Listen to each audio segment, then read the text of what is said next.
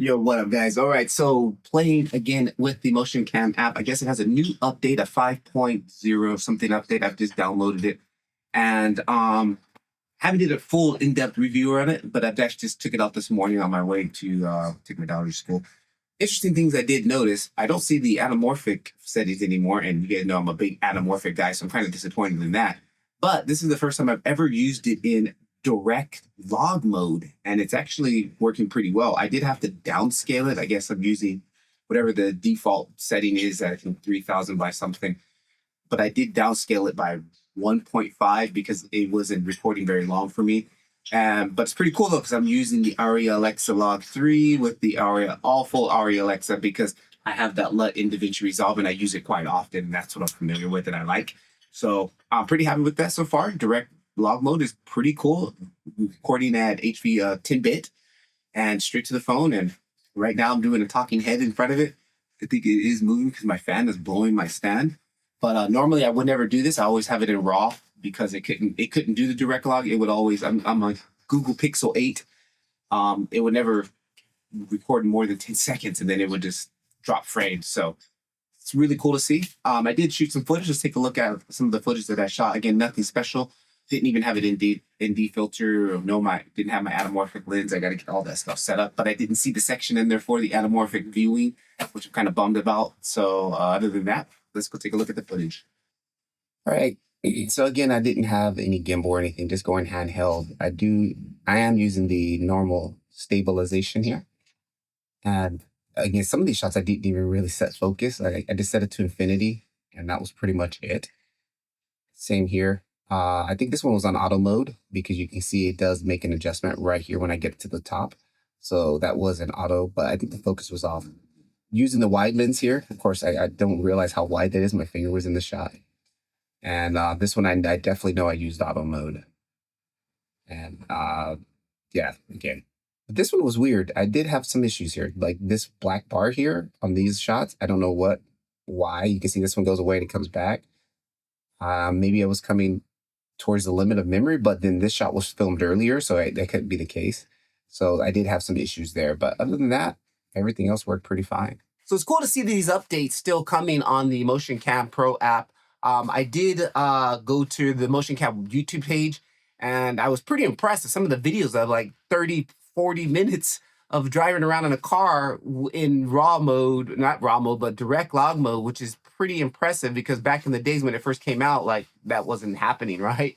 I wish they would put more videos though, showing us some recommended settings to achieve that type of video, because this Google Pixel 8, I struggled to even get it to do 10 seconds. And I had to, after about an hour of playing with different settings, I finally figured something out. So it would be nice to see some more guided videos. They had one video in there that was talking about exposure and how to reduce the noise. Excellent video, because I tend to underexpose a lot because that's just like what my style. I like to do that. And I was always fighting that noise, but it was good to see that video because it showed me like how to clean that noise up. So I just got to expose up a little bit higher, and then in post I'll just bring it back down, which is very nice. I'd love to see more videos like that. Somebody recently asked me like, why am I not posting a lot? I'm actually still posting quite a bit. I have another YouTube channel, which is all about 3D. And all my videos on that channel, I'm still using my cell phone to record, or I'm doing screen capture. But someone was like, are you still using the MotionCam app? And I'm like, no, I use predominantly the Blackmagic the Blackmagic app. And the main reason why is because, for example, for shots like this, like even setting this shot up here, I had to set the camera up, record, get my focus, get my exposure, and then come back, sit down, and come back. Like going back and forth is just super annoying. It takes a lot of time. So I just use the Blackmagic because I have an old iPad and I got my Google Pixel 8 Android, and the Blackmagic works together, and I can just set my focus, I can set my exposure, and then hit record using that. That is game changer, because I guarantee you that 85 to 90% of mobile filmmakers are by themselves.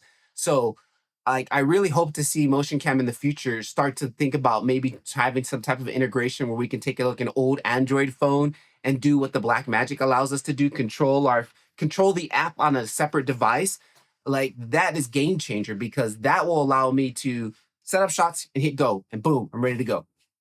In log which would be insane, right? That would be insane. So predominantly, that's the main reason why I don't use I don't use the MotionCam app right now, because it's just when I'm out in the wild, out in the city, like I don't have a lot of time sometimes to do that, to set this up, go back and forth, check, check, check. Where in the Blackmagic app, I just set my camera down, kind of get it where I think it's gonna be, then look at the app and I'm like, oh, perfect. Okay, set my exposure, set my stuff, boom, and then hit record.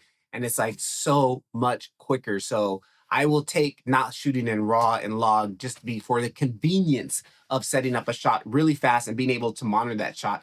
And that just gives me the flexibility as far as, setting shots up a lot more quicker. So I hope we can see that in the future from the motion cam guys. Other than that, guys, I'm a little bummed I don't see those anamorphic settings. I gotta probably look for them a little bit more.